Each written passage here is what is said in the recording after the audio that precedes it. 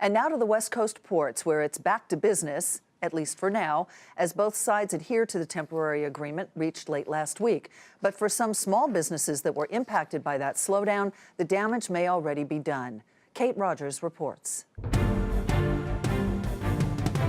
Business owner Paul Kramer exports animal feed and pet food to the Pacific Rim from his Paris, California-based Star Milling Company. He says he lost nearly $60,000 a week during the 9-month slowdown at the West Coast ports, but that's not even his biggest problem. What Kramer's most worried about is losing customers for good.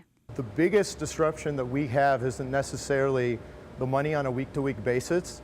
It's the customers that we potentially lose because then they're out of business in the places that we send stuff to.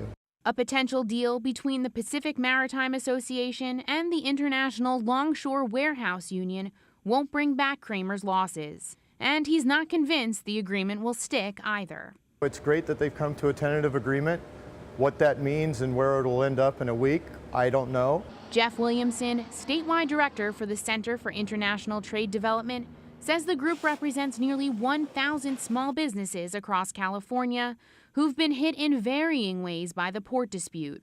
Williamson says the center's members have seen declines in their export businesses between 10 and 50% over the past 6 months due to the slowdown, and for some, that's business that's gone forever. We are hearing that some companies are losing orders, and the impact of losing an order or a particular sale, it really depends on the situation. If it's a company that's trying to land a new retailer, let's say in Asia or another part of the world, and their initial shipment is delayed, that may not help them in the long run. They might have a lot of problems really securing that account for the long run. A small trucking company, Iraheta Brothers, tells me they're being hit with fines daily from steamships for being unable to return shipping containers to the port due to the backlog.